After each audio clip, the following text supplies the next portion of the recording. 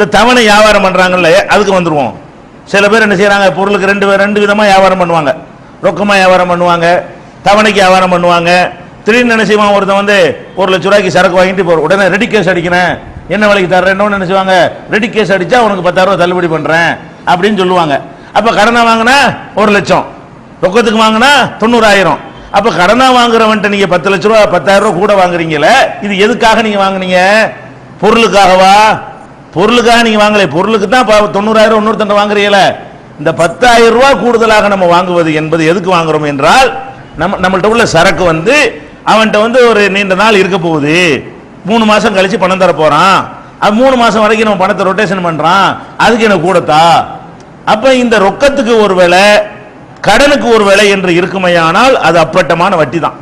ரொக்கமா இருந்தாலும் சரி, கடனா இருந்தாலும் சரி, பொருள்ல நீங்க என்ன நினைக்கலாம், அது எப்படிங்க ரொக்கத்தை ஊக்குவிக்கணுமா இல்லையா, இது ஒரு கஷ்டங்களை நம்மள்ட்ட சொல்றாங்க. கேட்டா என்ன செய்யறாங்க, என்னங்க நம்ம ஒரு வியாபாரம் பண்றோம், உடனே கேஸ் கிடைச்சா நம்ம 3 ரொட்டேஷன் பண்ணிடுவோம், அதுல 3 தடவை சரக்கு வாங்கிடுவோம், 3 தடவை லாபம் அடைஞ்சிருவோம். அவன் கடன் வாங்கிட்டு போட்டு 3 மாசத்துக்கு தந்தான்னு சொன்னா அதுக்கப்புறம் தான் ரொட்டேஷன் பண்ண இயல, பணம் ரொட்டேஷன் ஆகுற ஒரு லாபம் இருக்கத்தானே செய்யுதுன்னு ஒரு காரணத்தை சொல்றாங்க. இது காரணம் சரியா இருந்தாலும், வட்டியை நியாயப்படுத்துறதுக்கு இந்த மாதிரி சில காரணங்களை சொன்னாலும், மார்க்கத்தினுடைய தடை தெளிவா இருக்கும் போது நம்ம இந்த காரணத்துக்காக மார்க்கத்தை வளைக்க கூடாது. மார்க்கத்தில் வந்து கடனுக்காக கூட வாங்காத, உனக்கு அதனால பாதிப்பு மாதிரி தெரிஞ்சாலும் சரிதான், மனிதாபிமானமா நடந்துக்க, இல்லாதவனும் பொழைச்சிட்டு போறான், ரொக்கத்துக்கு உள்ளதை நீ கடனுக்கு கொடுத்துடலாம். அதே நேரத்தில் பொருளுக்கு 2 விலை விற்கிறது மார்க்கத்து தப்பு கிடையாது. சில பேர் அப்படி நினைச்சிட்டு இருக்கிறாங்க. ஒரு ஆள் வருவாரு, நான் 50 ரூபாய்க்கு இது விற்பேன், இன்னொரு ஆள் வருவாரு எனக்கு சொந்தக்காரரா இருப்பாரு, அவர் 45 ரூபாய்க்கு கொடுப்பேன், இன்னொருத்தர் ரொம்ப வேண்டியவரா இருப்பார், சும்மா கூட கொடுப்பேன். அவருக்கு சும்மா கொடுத்து எனக்கு சும்மா கேட்க முடியுமா? ஒரு வியாபாரி வந்து ஒரு பொருளுக்கு உள்ள லாபத்தை வந்து வெட்டு கொடுப்பான், சிலருக்கு லாபத்தை வாங்குவான், சிலருக்கு அசல் தந்தா போதுமா, சில பேருக்கு அசல இல்லைன்னு சொல்லுவான். இதுல நீங்க என்ன கவனிக்கணும், கூட வாங்குறது தப்பு கிடையாது, கடன் என்பதற்கு கூட வாங்கினானா இதுல நீங்க எதை கவனிக்கணும், இவற்றை 40 அவற்றை 50 வாங்கினால் இந்த 50 வட்டினா வட்டி கிடையாது, இந்த 10 ரூபா கூட வாங்குற வட்டியான வட்டி கிடையாது. ஏன், இது வந்து கடன் என்பதற்காக அவர் வாங்கல, ரொக்கத்துல வாங்குறாரு. இவரு 40 ரூபா கையில கொடுக்கிறார், அவர் 50 ரூபா கையில தான் கொடுக்கிறாரு.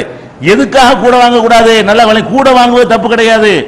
எதற்காக கூட வாங்க கூடாது என்று சொன்னால், டைம் அதற்காக வேண்டி, என்னுடைய காசு உங்கள்கிட்ட 4 நாள் இருக்கு அதனால கூட, அது வந்துடக்கூடாது.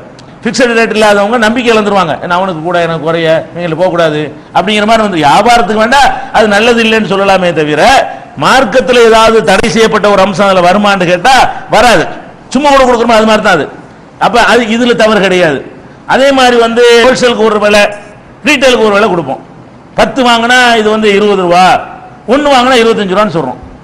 இதுல 5 ரூபா ஒருத்தன் கூட வாங்குறோம்ல, 10 வாங்கினா 20 ரூபா கணக்கு பண்ணி வாங்கிக்க, ஒரு பீஸ் வேணும்னா 25 ரூபா கொடுன்னு நான் கேட்கறேன். இப்ப நான் அவனுக்கு 20 ரூபாய் கொடுக்குறேன், இன்னொருத்தனுக்கு என்ன செய்யறேன் 25 ரூபாய்க்கு வாங்குறேன், கூட வாங்கினே, இது தப்பு கிடையாது. ஏன் தப்பு கிடையாது, வட்டின்னு சொல்வதற்குரிய அந்த இலக்கணம் அதுல வரல. வட்டிக்கு என்ன இலக்கணம், தவணை கடன் வாங்கினதுக்காக கூடவா, 2 பேர் ரொக்கம் தான் கொடுக்குறான், இல்லைன்னா வியாபாரங்கிற கான்செப்ட் அடிபட்டு போயிருமே. ஹோல்சேல் ரீட்டைல் எல்லாம் ஒரே விலைன்னா எப்படி வியாபாரம் நடக்கும்? ஒருத்தர் ஹோல்சேலுக்கு வாங்கிட்டு போய் அவன் 5 ரூபா லாபம் வச்சாலும் வியாபாரமா நடக்கும். எல்லாம் ஹோல்சேலுக்கு அதான் ரேட்டு, ரீட்டைலுக்கு அதான் ரேட்டுன்னா வியாபாரம் ட்ரேடே முடிஞ்சு போயிடும். உலகத்துல வியாபாரமே என்ன செய்யாது, இருக்கவே இருக்காது. அதனால இதெல்லாம் தப்புன்னு சொல்ல இயலாது, இப்படித்தான் செய்ய முடியும். இதான் முறை. மொத்தத்துக்கு ஒரு வேலை, சில மூட்டையா எடுத்தா ஒரு வேலை, உதிரியா எடுத்தா ஒரு வேலை, அப்படிதான் சொல்லுவாங்க. இது தப்பா? கூட குறைய இருக்குது, அவனுக்கு என்ன கூட உனக்கு என்ன குறைய, இந்த கூட குறையங்கிறதுனால வட்டி வர, நல்லா விளங்கிக்கணும். இந்த கூட எதற்காக கூட, கடனுக்காக கூட வரக்கூடாது, நல்லா விளங்கி. எதுக்காக கூட இருக்கக்கூடாது, ஒருவன்ட்ட குறைச்சலாகவும் ஒருத்தன் கூடுதலாக வாங்குறது காரணம் கடனாக இருக்கக்கூடாது. கடன் என்பது காரணமா இருந்தா தான் அது தப்பா போயிடும். அதே நேரத்தில் ஒரு பொருள் உங்கள்கிட்ட கேட்கிறாரு, நீங்க இங்கேருந்து ஒரு வியாபாரம் பண்றீங்க, நாகர்கோவில இருந்து ஆர்டர் பண்றாருன்னு சொன்னா அவர்கிட்ட காசு கூட வைப்பீங்க, திருச்சியில இருந்து ஆர்டர் பண்ணா கம்மியா வைப்பீங்க. ஏன், போக்குவரத்து செலவு கம்மியாகுதுல, நாகர்கோவிலுக்கு லாரி செலவு அதிகமாயிரும், திருச்சிக்கு லாரி செலவு கம்மியா போயிடும், விழுப்புரத்துக்கு கேட்டால் அதை விட கம்மியான ரேட்டு தான் வரும், இங்கனுக்குள்ள பக்கத்தில் தாம்பரத்தில் இறக்க சொல்றாரு, அவர் காசு கம்மியா போடுவோம்.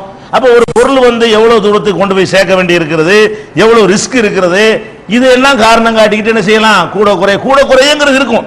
எந்த வியாபாரமா இருந்தாலும் சரி, நூல் பிடிச்ச மாதிரி ஒரே மாதிரி வியாபாரம் பண்ண இயலாது, பண்ண முடியாது, பண்ணவும் கூட, அதுக்கு பேர் வியாபாரம் கிடையாது. அப்ப அதெல்லாம் பார்த்து முன்ன பின்ன வச்சுதான் செய்வாங்க.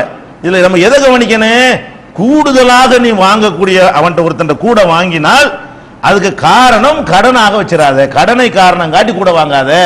வேற என்ன காரணத்தை வேணாலும் வச்சு கூட வாங்கிட்டு போ, வணங்குதா? அது மாதிரி வந்து அந்த தவணைக்கு விடுற தவணை வியாபாரம் பண்றாங்கல்ல, அவங்க இதுல தப்பிக்க நினைச்சாங்கன்னா என்ன செய்யணும்? நம்மள்ட்ட வந்து ரேட்டு ரொக்கமா கொடுத்தாலும் 10 ரூபா தான்ப்பா, கடனா கொடுத்தாலும் 10 ரூபா தான், நான் ரொக்கத்துக்காக குறைச்சலாம் தரமாட்டேன், நம்ம ரேட்டு தான், இது தப்பு கிடையாது. ஒரு டேபிள் ஃப்ரிட்ஜு இதெல்லாம் கடனுக்கு விற்கிறாங்கல்ல, தவணை வியாபாரம் பண்றாங்கல்ல, அவங்க என்ன பண்ணுவாங்க? ரொக்கமாக கேட்டோம்னு சொன்னா 20,000 ரூபாய்க்கு வாங்கிக்கிறங்க, கடனா கேட்டீங்கன்னா 24,000 ரூபா கொடுங்கன்னு கேட்கறாங்கல்ல. நீ ரொக்கமாக கேட்டாலும் 24,000 போ, நம்ம ரேட் 24,000 ரூபா தான், நீ கேஷ கொடுத்தாலும் 24,000, எனக்கு அவ்வளவுலாம் வேணும் போ, நான் அவ்வளவுதான் நிர்ணயிச்சிருக்கேன் என்னோட லாபத்தைன்னு சொல்லிட்டீங்கன்னா அதுல ஒரு பஞ்சாயத்து கிடையாது. என்ன ரொக்கத்துக்கும் தவணைக்கும் ஒரே ரேட்டு, ஒருத்தங்க ரேட்டுக்கு மார்க்கத்தில் அளவு சொல்லல, 20,000 ரூபாய்க்கு இவ்வளவுதான் லாபம் வைக்கணும்னு லிமிட் பண்ணி இருந்தா மார்க்கத்தை மீறான்னு அர்த்தம். மார்க்கத்தில் வந்து ரசூலுல்லாஹ்ட்ட கூட முறையிடுவாங்க. சஹாபாக்கள் ஒரு உணவு தட்டுப்பாடு வந்தவொடனே யார சொல்லலாம் இருமாங்க, அல்லாஹ்வுடைய தவிர இந்த விலையை வந்து கண்ட்ரோல் பண்ணிருங்க, கத்திரிக்காய் இவ்வளவுதான் விற்கணும், கோதுமை இவ்வளவுதான் விற்கணும்னு சொல்லி என்ன செய்யுங்க, அது நிர்ணயம் பண்ணுங்க. உடனே ரசூலுல்லாஹ் என்ன சொல்றாங்க? நான் யாருக்கும் அநீதி இழைத்தவனாக அல்லாஹ்விடத்தில் செல்ல நான் விரும்பவில்லை. உற்பத்தி பண்ணிட்டு வர்றான், அவனுக்கு அந்த வழி அவனுக்கு தெரியும். ஒரு விவசாயி வயல்ல கடந்து காஞ்சி கஷ்டப்பட்டு என்ன செய்யறான், அரிசி அறுத்துட்டு வந்தான்னு சொன்னா இடையில போய் நுழைஞ்சிட்டு என்ன செய்யறது, நீ இந்த ரேட்டுக்கு தான் விற்கணும், அவனுக்குள்ள தெரியும் அந்த வழி. அதுல யார்கிட்ட போய் நெருக்கடி பண்றாங்க? இந்த பெரிய பெரிய சாப்பிட்டு அவனெல்லாம் விட்டுப்புட்டு இந்த விவசாயிக்கு ஒண்ணுமே கிடையாது, உழுதவன் கணக்கு பார்த்தா உலக்கு கூட மிஞ்சாதுன்னு சொல்லுவாங்க. அந்த மாதிரி ஒண்ணுமில்லாத ஒரு ஒரு இதை செஞ்சு அல்லாஹ்வை நம்பி என்ன செய்யறான், கடவுளை ரொம்ப நம்பி ஒரு விவசாயி ஏதாவது செஞ்சுட்டு வந்தான்னு சொன்னா அவன் நெல்லுக்கு நிர்ணயிக்கிறது, நீ நெல் 100 ரூபாய்க்கு தான் விற்கணும். அப்ப நெல் 100 ரூபாய்க்கு மத்தக்கெல்லாம் நிர்ணயம் பண்ணியா? ஒரு பிரஷ் அது மாதிரி விற்கணும், ஒரு பேஸ்ட்டுக்கு அது மாதிரி நிர்ணயம் பண்ணியா? உன்னால பண்ண இயலுமா? இதுல எல்லாம் கொள்ளை அடிக்கிறான். பிரஷ், பேஸ்ட், சோப்பு, ஷாம்பு எத்தனையோ ஆடம்பர பொருள்கள் உற்பத்தி செய்யறான். அவங்ககிட்ட போய் ஒன்று அடக்கம் என்ன 3 ரூபா அடக்கமாவது 10 ரூபாய்க்கு கேட்டியா? ஒரு பிரஷ் 50 காசு அடக்கமாமா இல்லையா? அது ஏன் 10 ரூபாய்க்கு விற்கிறான்? 50 காசு அடக்கமாகிற பொருளை 10 ரூபாய்க்கு விற்கிறான், அதை போய் கேட்க நாதி இல்லை. அப்ப 20 ரூபா அடக்கமாகிற பொருளை 200 ரூபாய்க்கு விற்கிறான், அதை போய் கேட்கறதுக்கு ஒரு நாதி கிடையாது. இவன் கஷ்டப்பட்டு உரம் போட்டு அது போட்டு எல்லாம் செஞ்சு மழையிலேருந்து அழிஞ்சு நாசமா கூட போயிடும். அவன் கஷ்டப்பட்டு விவசாயம் பண்ணிட்டு வந்து அவனுக்கு போய் என்ன செய்யறது, நீ வந்து 100 ரூபா நெல் அதுக்கு மேலே வித்தினா அவனை பிடிச்சி உள்ள போட்டுருவான். வேற இந்த ஏழை விவசாயிகளுடைய வயிற்றுல உலகம் முழுவதும் எல்லாரும் அங்கதான் அடிக்கிறாங்க. உலகம் முழுவதும் யார் வயிற்று அடிக்கிறாங்க? இந்த விவசாயி தான். விவசாய பொருள்கள்ல தான் போய் என்ன செய்யறாங்க, கையை வைக்கிறாங்க.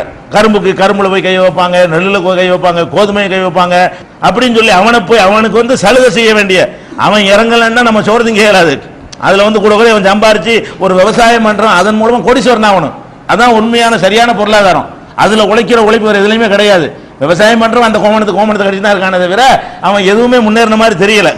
அவன் தான் நமக்கு சோறு போடுறான். அதெல்லாம் கவனிக்காம இருக்கனால ரசூலுல்லாஹ் என்ன சொல்றாங்க, என்ன அநியாயம், அதை நான் எப்படி நிர்ணயிக்கிறது? ஒரு விவசாயி வந்து அவன் கஷ்டப்பட்டு உழைச்சிட்டு வர்றான், அவனுக்கு இதான் அடக்கமாகுதுன்னு வச்சு என்ன செய்யறான், 4 ரூபான்னு வித்தான்னா அவன் வித்துட்டு போறான், அதே நான் போய் அநியாயம் பண்ணனு ரசூலுல்லாஹ் கேட்கறாங்க, விலையை நிர்ணயம் பண்ணுங்க, நீங்க கண்ட்ரோல் பண்ணுங்கன்னு கூட நான் யாருக்கும் அநீதி இழைத்தவனாக அல்லாஹ்வை சந்திக்க விரும்பல, இது அநியாயம். அது தன்னால இறங்கும். விலைவாசிலாம் நீங்க போய் இறக்கிட்டுலாம் இருக்க தேவையில்லைங்க. அது பாட்டுக்கு அதிகமா உற்பத்தி ஆச்சுன்னா அவனா என்ன செய்வான், இறக்கிட்டு போயிடுவான். விற்க இயலாது. கம்மியா உற்பத்தி ஆனா என்ன சட்டத்தை நீ போட்டாலும் கருப்பு சந்தையில் விற்க தான் போறான். நீ என்னத்தை சட்டம் போட்டாலும் உன்னால கண்ட்ரோல் பண்ண இயலுமா? டிமாண்ட் ஆயிடுச்சுன்னு சொன்னா முதுகுக்கு பின்னாடி விற்பான். மார்க்கெட்ல வச்சு தான் விற்கணும் இருக்குதா? முதுகுக்கு பின்னாடி ஒளிச்சு வச்சு விற்பான், அவன் நினைச்ச ரேட்டு வித்துட்டு போயிடுவான். அப்ப இந்த டிமாண்டுகளும் அதனுடைய தாராளமான உற்பத்தியும் தான் விலையை தீர்மானிக்குங்கிற ஒரு காரணத்துக்காக தான் மார்க்கம் என்ன செய்யல, இவ்வளவுக்கு லாபம் வையின்னு நமக்கு நிர்ணயம் பண்ணல. நீ 1% வை, நீ 2% வை, நீ 10% வையின்னு மார்க்கம் சொல்லல. அதனால லாபத்தை நீங்கள் வந்து இஷ்டத்துக்கு வச்சாலும் உங்களுக்கு வியாபாரம் பண்ண இயலாது. நடைமுறையில் அடிபட்டு போயிருவீங்க, அடுத்தவன் கம்மியா கொடுப்பான், நீ ஒண்ணும் இல்லாம போயிருவீங்க. அதனால இஸ்லாம் என்ன செய்ய, போட்டியில் நடக்கட்டும், எல்லாமே அவனுக்கு போட்டியா அப்படியே சரியா வந்துடும் அப்படிங்கிற மாதிரி முடிவு செஞ்சுட்டாங்க. அதனால விலைகள் நீங்க கூடவோ குறையவோ உங்களுக்கு விருப்பம் போல ஒரு பாலிசி வச்சுக்கிறங்க, விருப்பம் போல ஒரு லாபத்தை வச்சுக்கிறங்க. 2 வைக்கிறோம் 2 வைங்க, 3 வைக்கிறோம் 3 வைங்க, 10% வைக்கிறோம் 10%. பிரச்சனை என்ன, கடனுக்காக கூட வாங்கிக்கூடாது. உங்களுக்கு சரி மாதிரி பட்டாலும் படத்துல சரி மாதிரி நம்ம காசை 3 மாசம் ரொட்டேஷன் பண்றான், இவன் ரொட்டேஷன் அப்படிலாம் நினைக்கிறீங்கல்ல, அது சரி மாதிரி பட்டாலும் அல்லாஹ் தடுத்திருக்கு, நமக்கு வேண்டாம். அல்லாஹ்வுடைய ரசூல் தடுத்தது வேண்டாம். ஒரு ஏழப்பட்டவனுக்கு இல்லாத ஒருத்தனுக்கு நம்ம கொடுத்த சலுகை இருந்துட்டு போகுது, கடனா கொடுத்து அதே ரேட்டை கொடுத்து அவன் நல்லா பொழைச்சிட்டு போறான் அப்படின்னு அது நினைக்கணுமே தவிர எந்த காரணத்தினாலையும் கடன் என்பதற்காக வந்து கூடுதல் ரேட்டு விற்கிறது எங்கெல்லாம் வருதோ அது என்ன பேர்ல வந்தாலும் சரிதான், அது வட்டி என்பதை விளங்கிக் கொள்ள வேண்டும். ஷரியத் ஃபைனான்ஸ் அப்படிதான். தவணைக்கு ஒரு ரேட்டு, மற்ற ரொக்கமா உள்ளதுக்கு ஒரு ரேட்டுன்னு பண்றாங்களே, அந்த வியாபாரம் பண்ணாலும் அப்படித்தான். தவணைக்கு கூட வாங்கிடக்கூடாது.